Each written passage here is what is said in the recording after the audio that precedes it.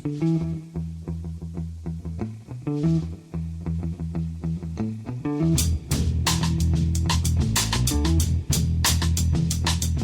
and welcome to The Price of Football, the show that looks at the money behind the beautiful game with me, Kevin Day, and him, Liverpool University's Kieran Maguire. It's Newsday, Kieran, but I just wanted to say something at the start, mainly, Kieran, because I'm never sure how many people are still listening at the end, to be perfectly honest.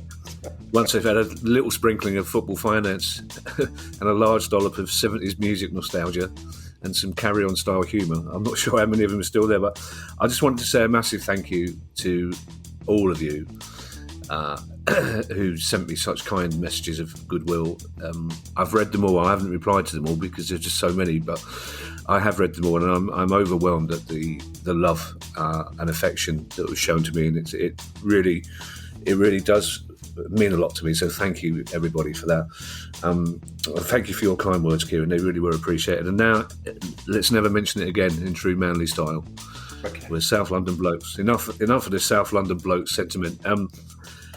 But talking of South London blokes, and I couldn't have been more proud of my club at the weekend. Not only the 2-0 win, but the messages of affection I had from them. But interesting financial news coming out of Crystal Palace today, Kieran. Yes. What we've seen is that there are some documents which have been sent to Companies House which appear to indicate that John Textor, who is the new investor, it looks as if he's put in around about £5 million into the club. But at the same time, he's ended up with somewhere between a quarter and a half of the ownership. Now, Crystal Palace is worth a lot more than four times £5 million. So one can only assume that what has happened is that he has bought shares from other shareholders. There's two ways for a person to buy into any business, including a football club. That person buys shares from the other shareholders, and B, the club or the company physically issues shares and receives cash.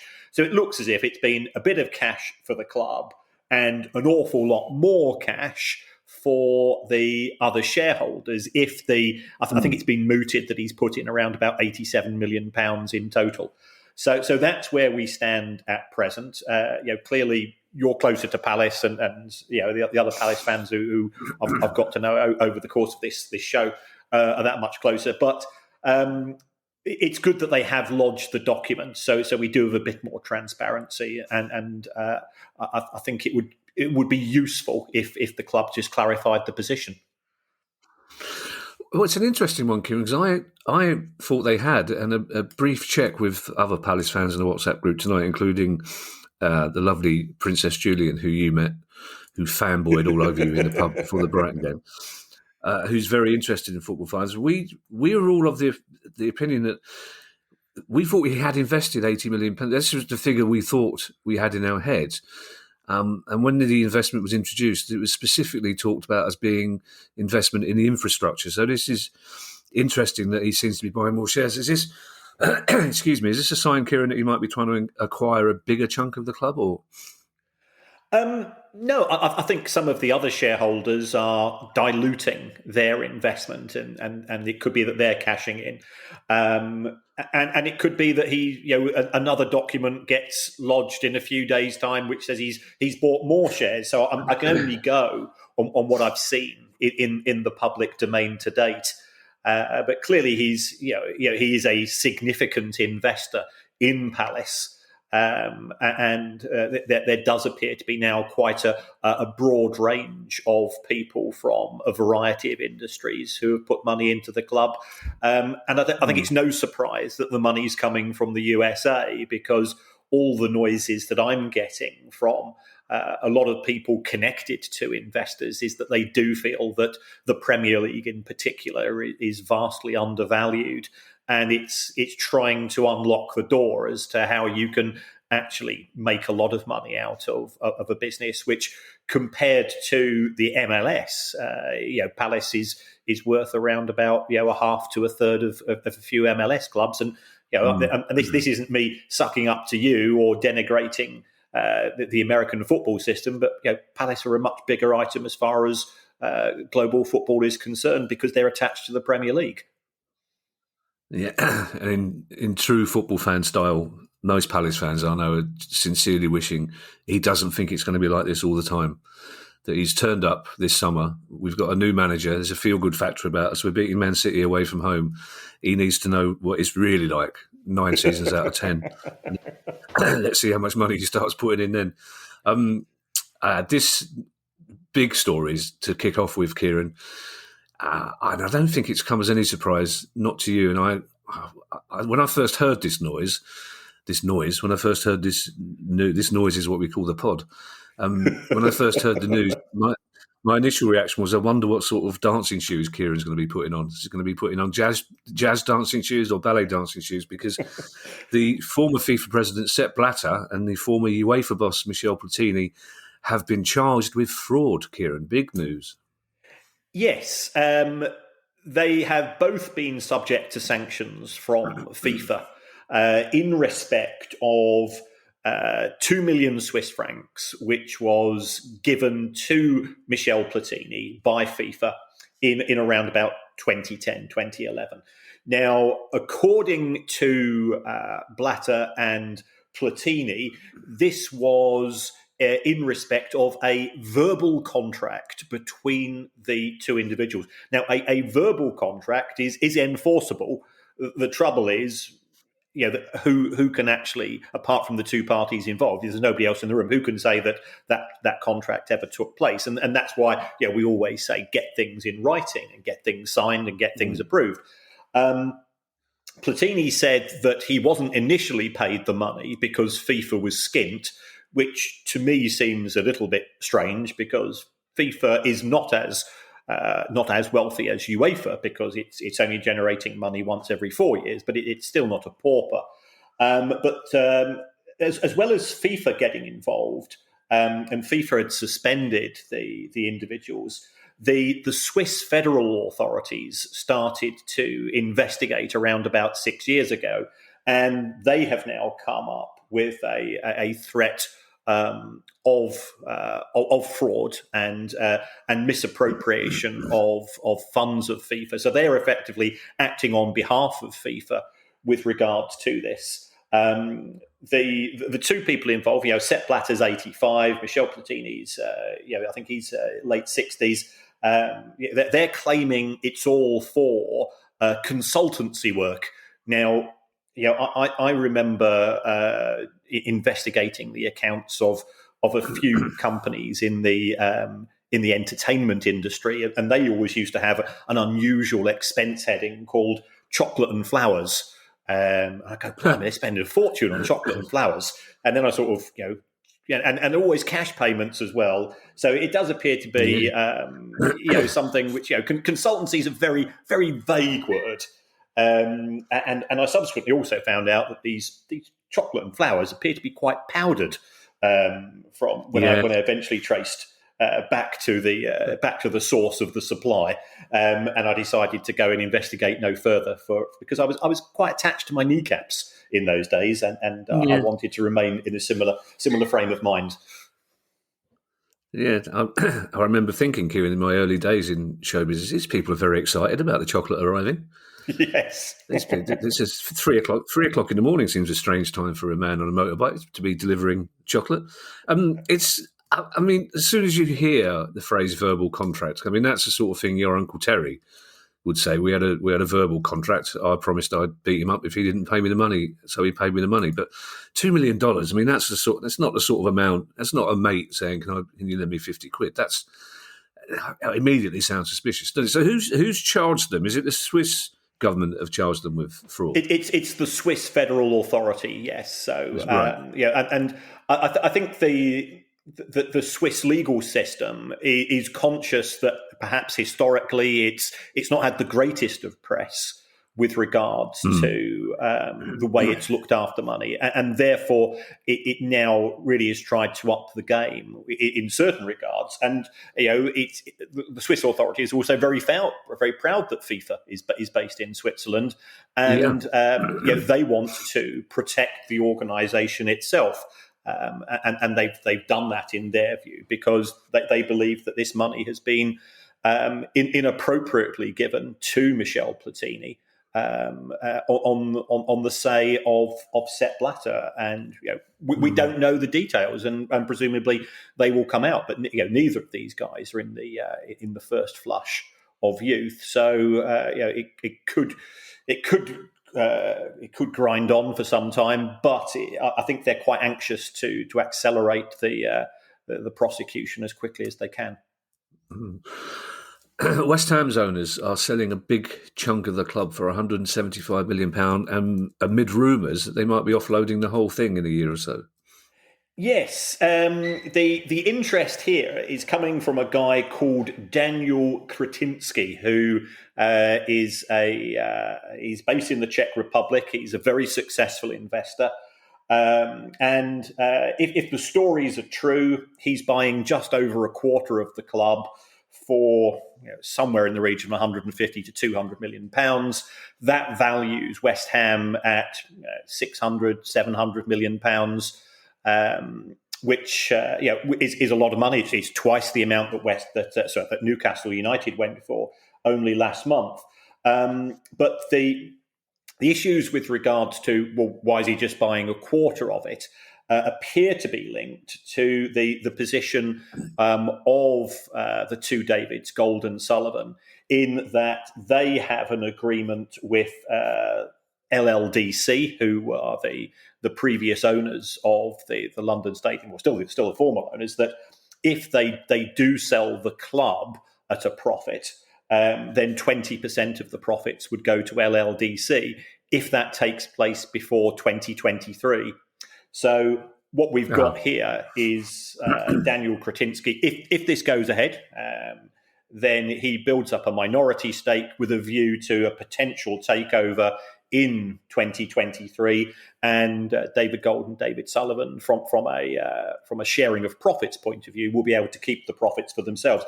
At the same time, I think they are both sort of, in an ideal world, want some status still to remain at the club, whether it's life president or some sort of gong, because they in their view that they have rescued the club when it did have a lot of problem with the former Icelandic owners. They've lent money to the club, although they have charged interest for it. And at present, West Ham are looking absolutely fantastic on the pitch as well. The valuation is interesting, Kieran, because it's not that long ago that David Gold was saying it's worth $1 billion at least. Yes, I mean, if you go to Karen Brady's personal website, I think she said they turned down an offer of £800 million. And I've been talking to some people who have got indirect and direct connections, and they see that they reiterate that was a genuine bid. But that David Gold and David Sullivan felt that undervalued the club at the time. So it looks as if they are going to accept a lower figure. I always felt that £1 billion for a stadium where you don't have control over it, you're effectively renting it. It's not like Spurs' stadium where they can use it for NFL, they can use it for concerts. That they are very much utilising all the facilities within the property asset to maximise a return. West Ham make around about 27, 28 million pounds a year from matchday income. Spurs in a full season, I can see them making around about 120. So there is a big gap there, and I think that's reflected in the values of both clubs. So how much would West Ham be worth if they stayed at Upton Park, the bowling ground, whatever they call it, depending on what mood they're in at the time? I would have put them in the 300 to 350 million pound bracket at the old stadium. So it's certainly beneficial, the move from the owner's point of view, because that they have got this increased capacity. I think there is the opportunity with more hospitality on match days to make money as well. And if you're trying to sell the club to commercial partners and sponsors, the former Olympic Stadium does look quite spectacular, even though it's from a spectator point of view, it's not a football stadium. Yeah, here's a club, Kieran, that we haven't spoken about really since the very early days of the pod, when you used to patiently explain to me how not to run a club. And it's Hull City, and their owners have confirmed that they are in discussions now to sell the club. Yes. So the Alarm family have been trying to divest Hull City since the club was last in the Premier League, which was as recently as 2016. And I think at the time they were looking to sell it for around about £120 million. That price has tapered and tapered since then. And it looks at today as if they're probably going to accept somewhere in the region of, say, 20 to 25 million pounds with some top-ups should the club get promoted to the Premier League. But what they have done is they have put out a statement. They've offered a period of exclusivity to a Turkish investor called, and apologies if I mispronounce his name, Akon Ilikali. He is involved in the media. He is what we might refer to as a TV mogul in cliche world. And it looks as if he's got the money to put down a deposit on buying the club. But there appears to be indications or suggestions that the remainder of the money might have to come in installments, or he might have to get funding from a consortium.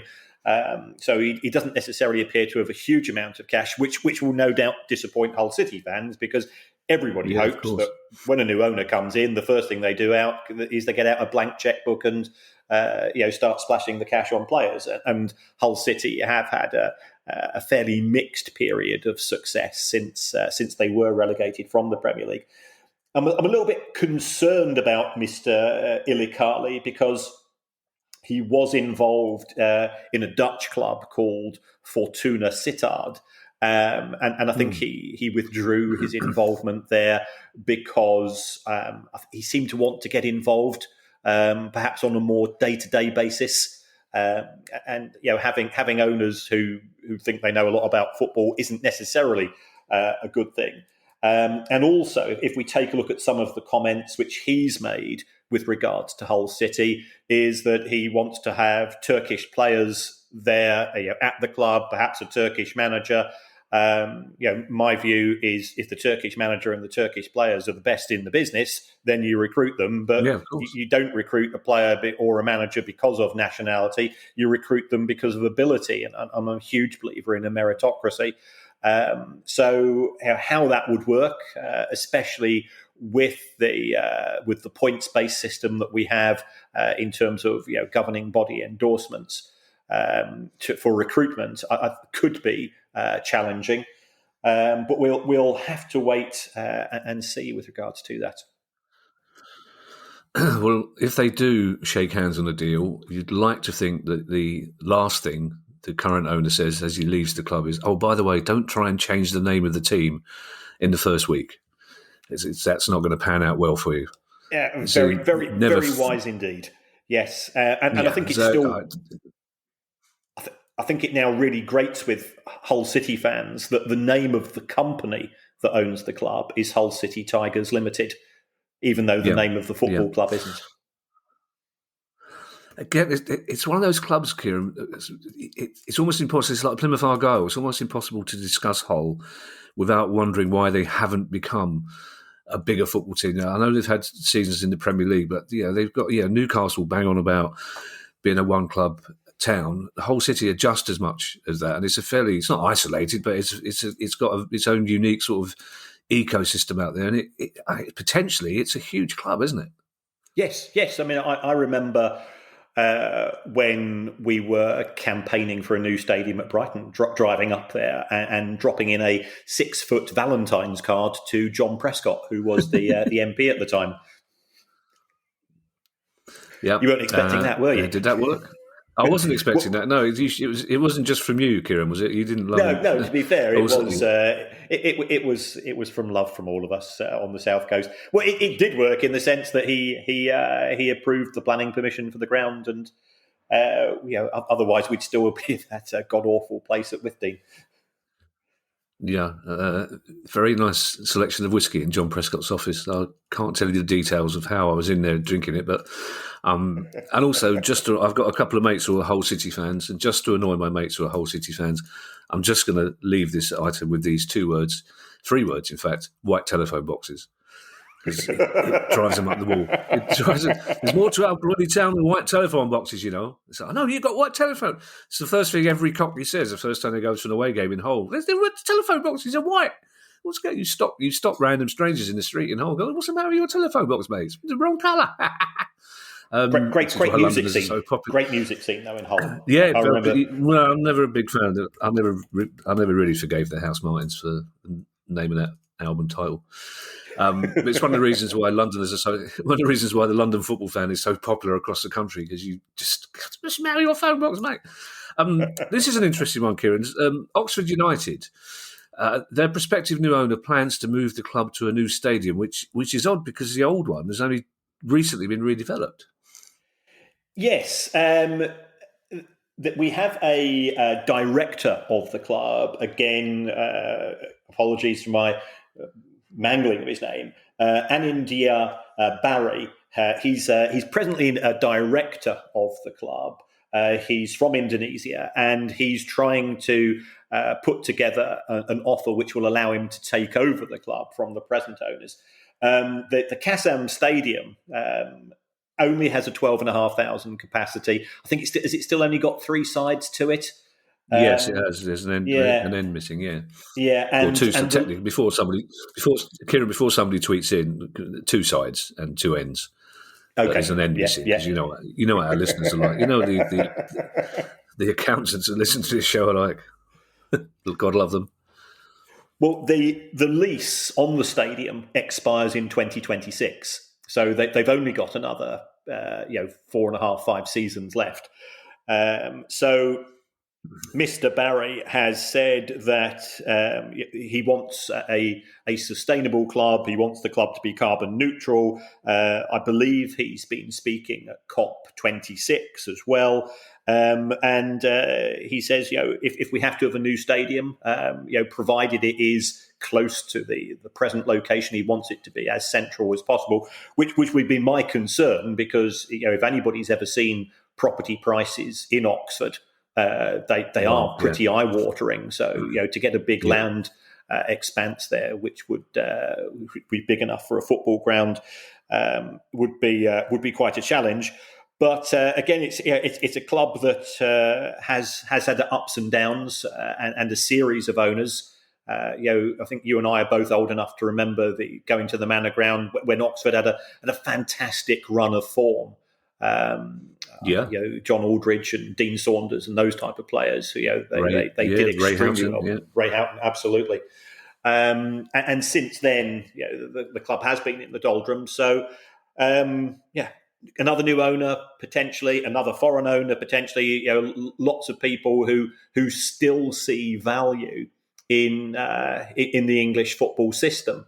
And you've got to wonder how they're going to extract money themselves, unless they want to be just benevolent owners.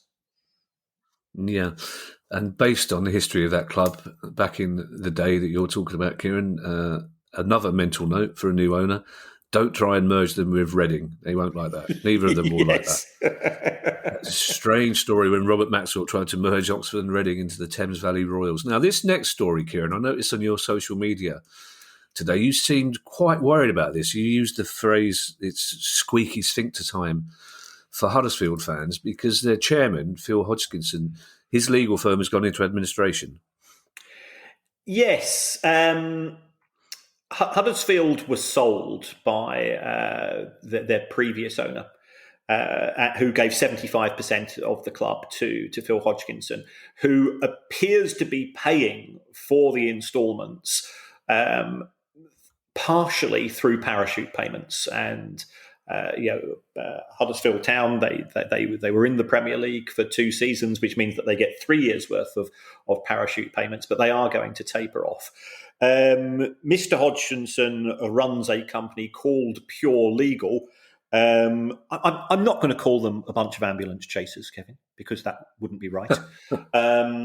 But if you take a look at the reviews of Pure Legal on Google Reviews, they score 2.3 out of 5, which isn't great.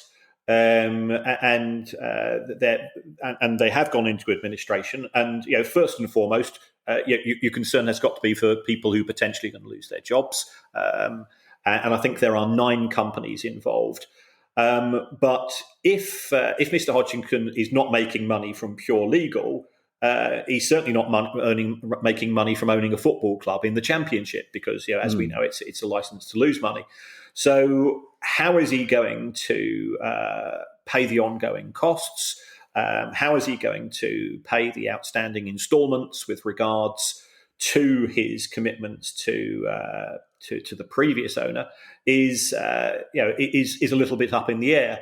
So as always, we just hope that I'm being the nature of the history of my work as far as finance is concerned does tend to be sort of a bit on the Eeyore side of things in terms of cheerfulness, and perhaps I'm being a bit over pessimistic here, but I would be concerned that if you've got a club that's got operational losses and has got financial commitments to previous owners, where is that money going to come from? And also the focus of Phil Hodgkinson is presumably going to be to try to assist the administrators as much as possible to have a business which can be sold on to somebody else in his main business.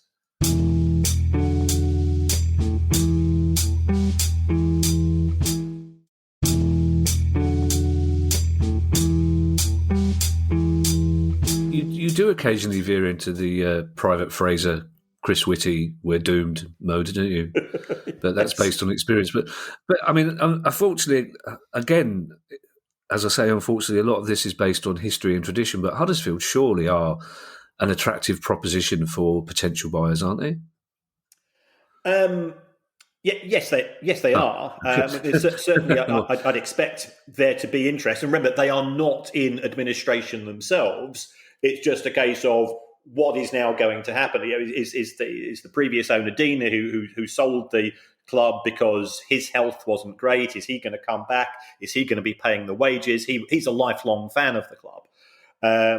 But there's a bit of uncertainty, and I'm a great believer in the one thing we know about the future is there is uncertain, but to try to minimise the volatilities is something I always prefer in all aspects of life. Dullness is there's a lot to be said for it. Yeah, if I was a Huddersfield fan, Kieran, I'd be slightly concerned by that pause and then that before you answered the question. They spoke volumes. Now, Kieran, here's a blast from the past, a slice of podcast history, a name we thought we'd consigned to the dustbin, but unfortunately, he's like Elmo. He's lifted the lid. He's crawled out. He's back. It's Steve Dale. And Steve Dale has applied for his company, Dale Acquisitions Limited, to be restored after previously being struck off. Is this significant for Bury, Kieran? Well, my only concern here, Kevin, is that this is coming at around about the same time as we had the recent announcements with regards to the sale of Gig Lane.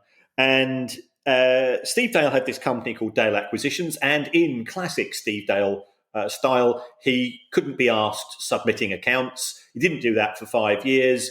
The company was subsequently struck off, as the government authorities eventually get round to doing, and nobody thought any more of it. And then for it to suddenly be resurrected, sort of Jason Voorhees style from Friday the 13th movies, took me by surprise. And then he submitted 5 years worth of accounts as well, unaudited accounts. So how reliable they are is open to question. But nothing happened in them for 4 years, and then in the final year, The one asset which the company had was sold at a huge loss. And now he has a company which is in existence, but which is technically insolvent. It just seems very strange, that this is happening just after the administrator says that there has been progress with regards to what's happening at Gig Lane with regards to, in an ideal world, some form of Bury Football Club will return, that would be absolutely fantastic. Anybody that's monitored Steve Dale's behaviour since his first involvement with Bury Football Club will always be twitchy, because there are people who know the system and who know how to play the system. And I can only go back to my former life in the world of insolvency. You know that you're dealing with bottom dwellers. There is a role for scavengers in the corporate world, and some of them are better than others, and some of them do actually resurrect companies and preserve jobs. That doesn't seem to be the case with Steve Dale, so that's why I'm just a little bit nervous that this company that we thought no longer existed is suddenly back amongst the living. I'll have to take your word on Friday the 13th, Kieran. I've never seen it. I don't like scary films. I have to watch Carry On Screaming. I have Carry On Screaming, and I can only watch in small doses. Well, there's a good reason for that, because it's horror. Yeah, well, it's hilarious, but I find that quite scary. Horror films and roller coasters, I just don't understand why they exist. It's like Ali loves the more dangerous a roller coaster is, you can't stop her. Ed, when we took Ed to Disneyland when he was little, it was me and him on the teacups all day, and Alice in Wonderland. And Ali, seriously, he's the same. He's as big a wuss as I was. Like, no, and Ali was doing all the roller coasters for the whole day. It's like, well, mind you, it's a small world after all. He's fucking scary, isn't it? That's the most sinister thing I've ever. My apologies for again. We got halfway through, Kieran, and we were still. The BAFTA people were still listening, and suddenly he's talking about the teacups at Disney World. This is why we're not winning anything, Kieran. Although we think we might have been nominated for something at the FSA Awards, but we're not quite sure what it is. We have definitely been nominated for something. We just don't quite know what that something is. I think it's you that's been nominated. It's best online media, but whatever it is, vote for us, people. Yes. The EFL, Kieran. So again, any other pod would have a whole 5 minutes at the end telling people how they could vote for us. And just you and I just go, I think we've been nominated for something. I'm not sure. You can vote for us if you find out how to do it. This is producer guy. We're doing his nut as he listens to this. Producer guy specifically said, make a point about telling them to vote. No, it's tawdry, producer guy. Kieran and I are above that sort of thing. Or is this our subtle way of saying vote for us? Who knows? The EFL, Kieran, I thought to be exploring changes to the punishments they hand out to clubs that go into administration. Yes, this was a report which came out in one of the tabloids, whose name I will not mention, I think reading the second-hand reports of it, the EFL appears to be unhappy with clubs making appeals against points deductions, which was supposed to be automatic when a club goes into administration. So we saw in 2020 the administrators of Wigan Athletic, they put in an appeal. It cost around about £300,000. That money came out of the coffers of the club. So effectively, that money was paid for by the unsecured creditors of Wigan Athletic. And that appeal failed. And those costs therefore had to be borne by the unsecured creditors in terms of their final dividend. What is also appears to be happening with regards to Derby County is that their administrators are potentially going down the same route. They are saying that because of the impact of COVID, that was the main driving force which caused Derby County to go into administration, along with the EFL refusing to lend money to Derby. And it's got absolutely nothing at all to do with the mismanagement and financial gamble Yeah. that was taken by Mel Morris. So that's the approach they're taking. Why are they willing to do that? It's because from a risk and return point of view, the risk is you spend £300,000-400,000 on an appeal, and if you are successful, you get an additional chance of playing in the championship, and that brings you in an extra £6 to £7 million in terms of TV money and other revenues. So, from a risk and return point of view, you can see why the administrators are taking this approach. The noises which came via this report were that if a firm of administrators is going to appeal against administration, then that money has to come out of the administrator's own coffers rather than that of the administration process itself. I.e., effectively, they're taking on it from a personal liability point of view. I'm not convinced that legally that would work, but I'm not a lawyer. But the other thing is that if a club does appeal against going into administration and loses the appeal, as we saw happen with Wigan Athletic, then the alternative would be an automatic 6-point further penalty. It's a bit like if somebody's up on a court case, if you appeal, if you plead guilty, then the judge is going to probably give you a lower sentence than if you appeal, claim to be not guilty. So that's the story. We don't know how much meat is on those particular bones. But it's certainly been mentioned in the local Derbyshire press and in at least one of the nationals.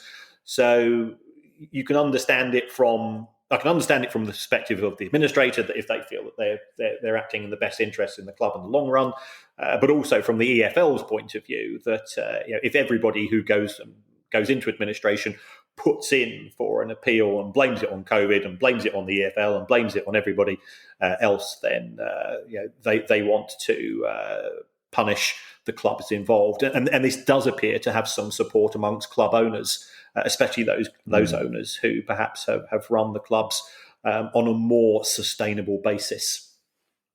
You kind of can't blame the clubs, though. If there's almost no negative sanction towards an appeal, no matter how frivolous it is, and you might as well do it, as you say. So, they just want to cut out the frivolous appeals, essentially, don't they? Yeah. I mean, $300,000 is a lot of money. Remember, 20 members of staff have been made redundant at Derby County. And it does appear a little bit harsh that the administrators can't find the money to pay for those former members of staff, but can find a lot of money to go and pay accountants and lawyers. Yeah, fair point. It seemed very odd, Kieran, on Sunday, I believe it was. The days are a bit muddled, as you'd understand at the moment, to hear some Tottenham fans booing Harry Kane, and no doubt that's one of the reasons that Nuno Espirito Santo has been sacked by the club after just 4 months. But you've been looking at the numbers and you think he's been hard done by. Well, it's not a case of hard done by, but we have this phrase, the Big Six. And in my view, I don't think we should be making reference to a Big Six, because Spurs don't really qualify. So once you actually go deeper into the numbers, first of all, the other members of the Big Six have won trophies, which Spurs have failed to do. And that's not a criticism of Spurs, because there's plenty of clubs. If you look at the trophy cabinets of our two clubs, then they're not exactly bulging, are they? But the Kent Cup is the Kent. I'm going to have to stop you there, Kieran, because the Kent Cup is quite a sizable trophy. Which we've got the Sussex Senior Trophy as well. That's true. Yeah, but the Kent Cup only lasted 2 years. I think it was us, Charlton, and Maidstone and Gillingham, I think. So, yeah, it's a 4-team tournament that we managed to win. We also have the Zenith Debt Assistance Trophy. But, you crack on if you're... I'm sure your trophy cabinet's probably posher than ours, but our one, anybody with an allergy to silver could safely sleep in Palace's trophy cabinet without any worries. So, where is Spurs natural place within the football environment. So I went and took a look at what's happened in terms of Spurs' finances over the course of the last decade compared to the two Manchester clubs, Liverpool, Chelsea, and Arsenal. So the other members of the sneaky six, given their behaviour towards the European Super League. Perhaps that's a more appropriate reference to them.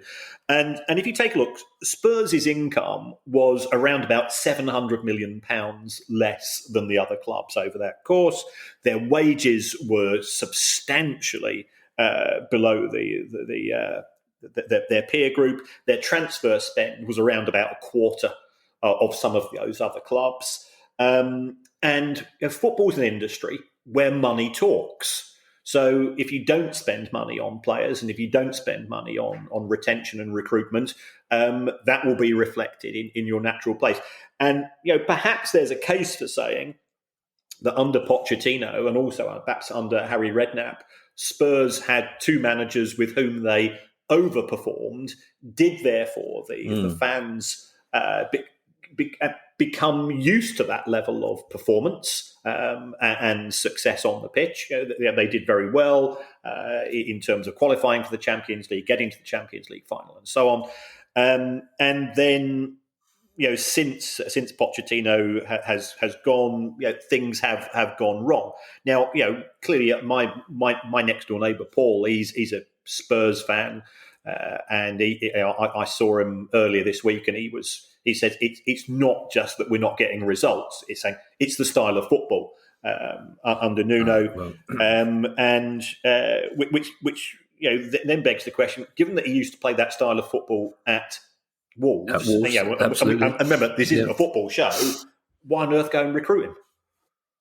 Because it just seems completely daft. But financially, they're underperformance. Yeah. It's a shame this isn't a football show sometimes, Kieran, because there is a certain intangible to being a Tottenham manager, and your neighbour Paul has hit the nail on the head, because there are clubs, West Ham fans still talk about the academy. Yep. Tottenham fans still talk about, even fans that are way too young to have seen that team in the 60s, still talk about push and run. They expect a certain style of attractive football, and if a manager doesn't produce that, look at Mourinho.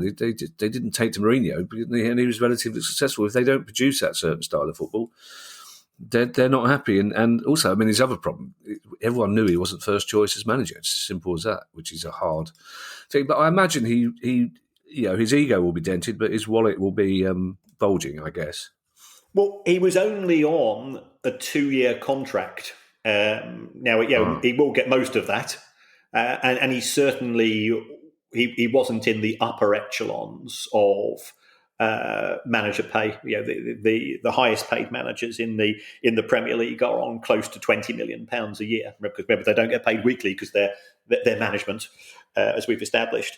But he's not going to be selling the big issue once he gets his payoff from Spurs. Now, this is a story, Kieran, that we've been discussing in Potentia for 2 years, and the financial implications of it as well, because Standing is returning to England in January, and Wales, technically. Not technically, actually, for the first time in 25 years. And I can't be dealing with angry tweets from Wales at the moment, Kieran.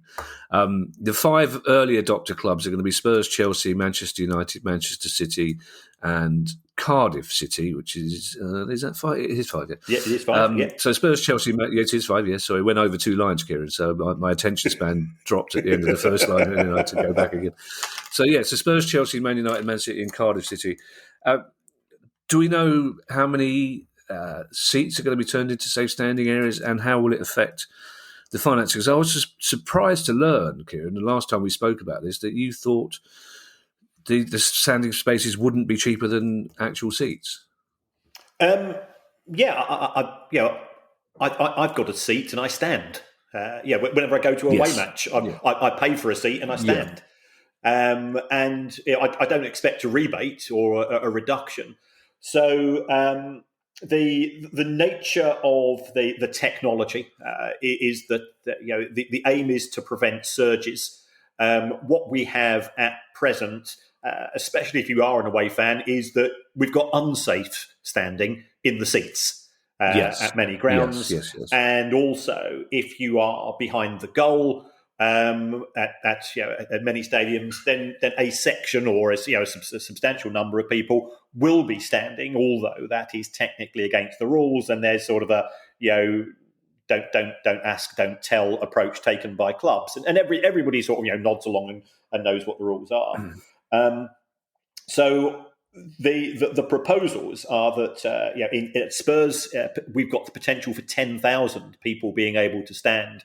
Now there is no way that Spurs will be reducing those prices. They just moved to a new stadium.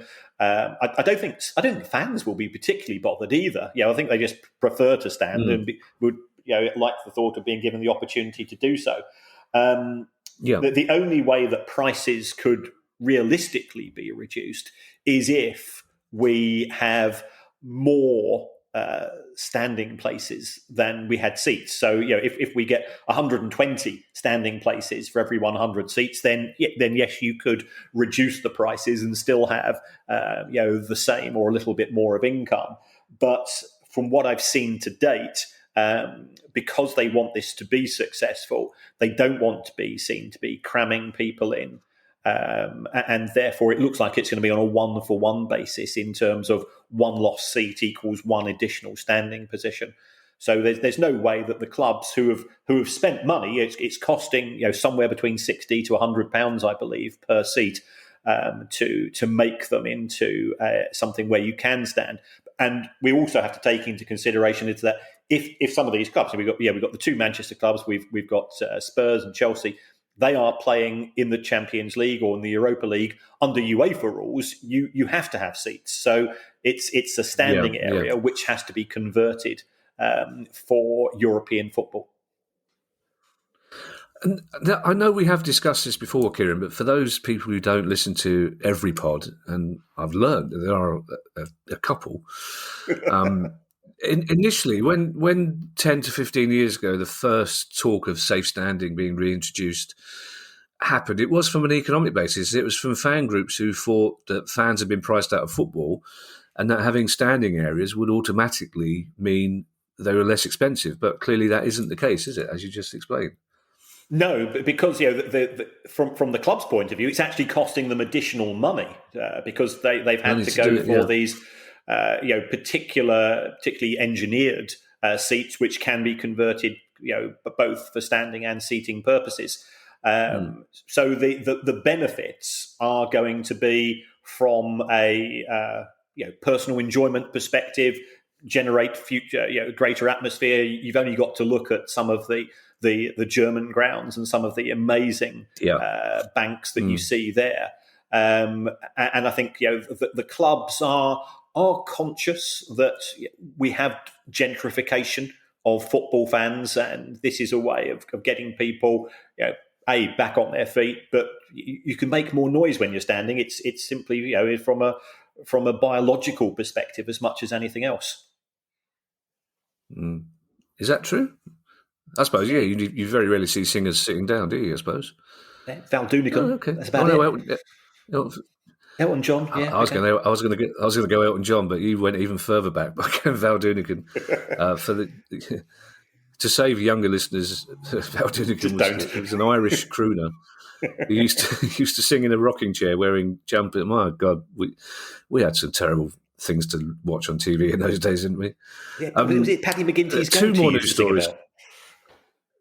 Oh yeah, that was my mum used to sing me. Yeah, I never understood how he. It's again for those listeners who don't know, Paddy McGinty's Goat is a song about an Irishman who comes into some money and buys himself a goat and has plans to make all sorts of butter and milk based products, and then only too late realises that the goat is a male. It's a bit, it doesn't take a lot of checking. Most Irish people are from a rural background. You'd think you'd just have a quick look, wouldn't you? Wouldn't. It always baffled me, that song. A lot of the things my mum sang baffled me, to be perfectly. Also, depended on what time of night it was she was singing them, to be perfectly honest, Kieran. Two more news. You know what I'm talking about. You had your mum's. I've got an Irish mother. Yeah. Yeah, I know. Yeah. It's like, mother, please don't wake me up at 3:00 in the morning to show me off to. I know. It's not my fault. I was a beautiful child, Kieran, is it? It's two more news stories, Kieran, and one of them is a rare piece of good news for Oldham Athletic. Yes, Oldham have got a toxic relationship between the fan base and the ownership.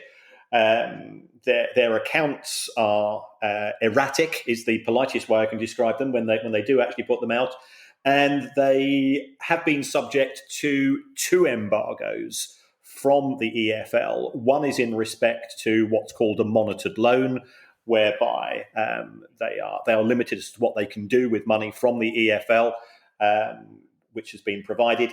But the other one, which was a lot more serious, was they were unable to sign anybody, even players out of contract, due to some outstanding football debts. And to give the EFL credit, they do now have a very good part of their website, which is called the governance section, which lists all of the outstanding transfer embargoes when they come and go. All that I would ask, it would be great if they could send out an email to us to let us know when they do change. But the eagle-eyed Oldham fans spotted that one of these embargoes has been lifted, and it will give the club a bit more flexibility with regards to trying to recruit players. Oldham aren't having the best of times, so for me, it's a classic club that I remember. For mainly bad reasons, because Oldham always used to go and slaughter us, and Mark Ward always used to score goals against us. You want football to be on as even a playing field as you can from a recruitment point of view, and to have such strict embargoes made it very difficult, but it also forced the club owners to settle the outstanding debts on transfers. So you can see why the EFL took the approach that they did. News from the city to end with, Kieran, and it's my opportunity to say that I'm reasonably certain that my wife, Ali, loves me.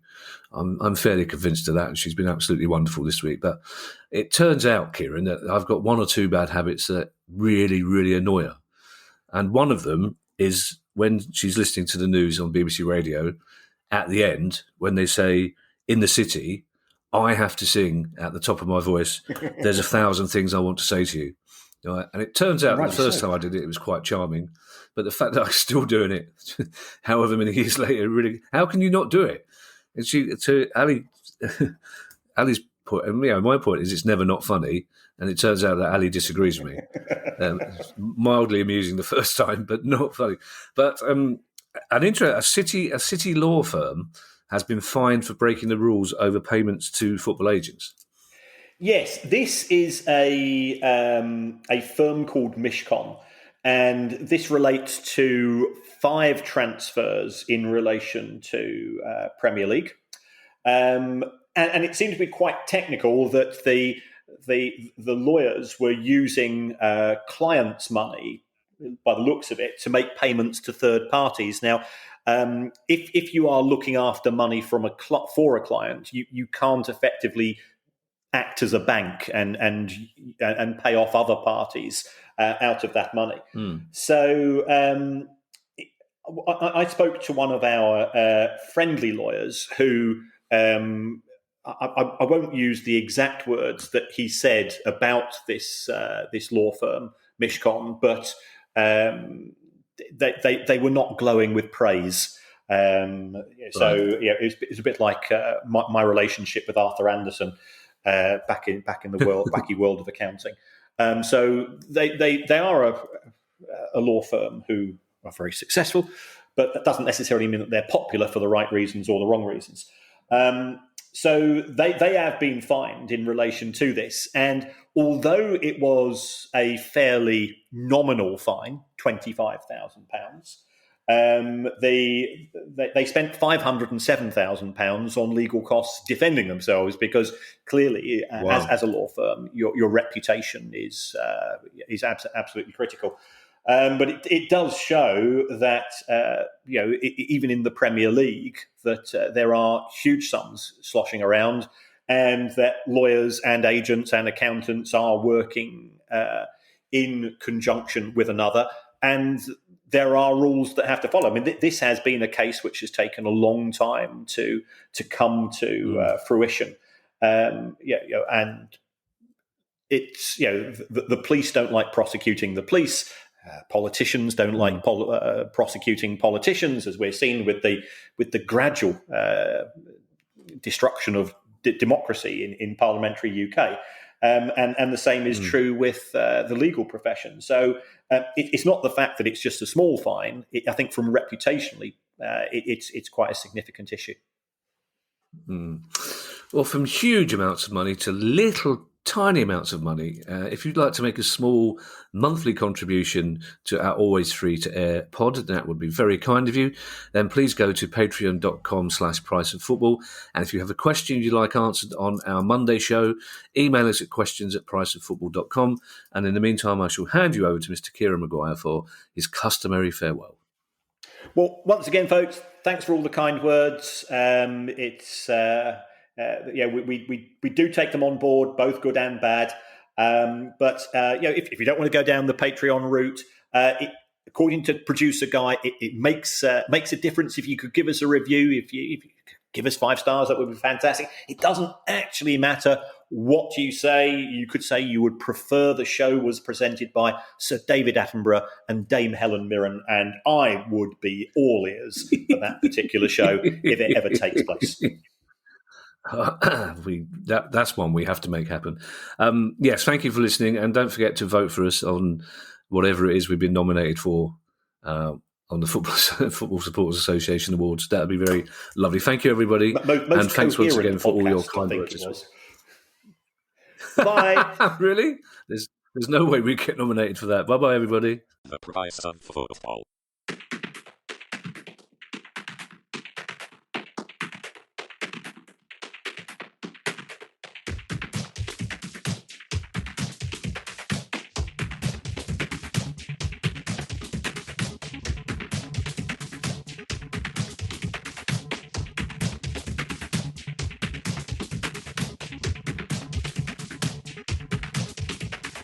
The price of football.